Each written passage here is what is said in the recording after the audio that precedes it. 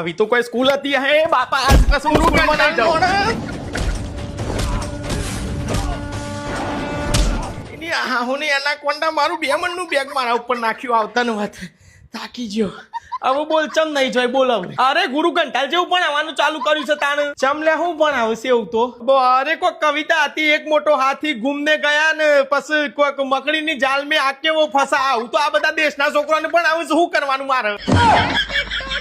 હવે આ 30 ટનનો મોટા ટેમ્પા જેવો હાથી -3 ગ્રામની મકડીની જાળમાં ફસાઈ જાય છે બાબા લોજિક બે હારું છે મારા મગજમાં કયો અરે પણ એ હાથીને કે ભાઈ તારા જોડે સૂંઠ છે તો હટાઈ દે મકડીનું ઝારું આ બધી ખોટી લવરી હું કે કરે છે કે હા એ જ ને બાપુજી હવે પાછા એમ કહે છે કે મકડી કો દેખા દેખ કર ડરા હવે આ મકડી કોકદારો આપણને પોતે નહીં દેખાતી મમ્મીના પેલા ઝાડા સાફ કરવાના ઝાડામાં તો એમની દબાઈ જાય છે બિચારી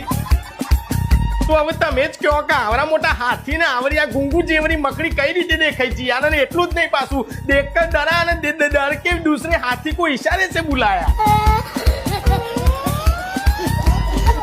મારું બેટું નાના ખરેખર હા ઇધર આ એમ કઈ હવે મેડમ ને બધાને તો ખબર છે કે હાથી ઇશારો કરે તો જાળો ફાટી જાય ઇધર આ કરીને બોલાયો ને બીજા હાથીએ પેલા જૂના હાથીને રેસ્ક્યુ કર્યો મકડીના જાળામાં બોલો હવે બીજા હાથીને સ્પેશિયલ બોલાવો પડ્યો આ મકડીના જાળામાં રેસ્ક્યુ કરવા બે બા ઇજ્જત એને રિહા કર્યો હાથીએ બોલો હારું આ કયો સબ્જેક્ટ ચલાવશે લે તારી સ્કૂલ વાળો અને એટલું જ નહીં જાળામાં નેકરીને પાછા બે ઘૂમને ચાલે એવું કોક છે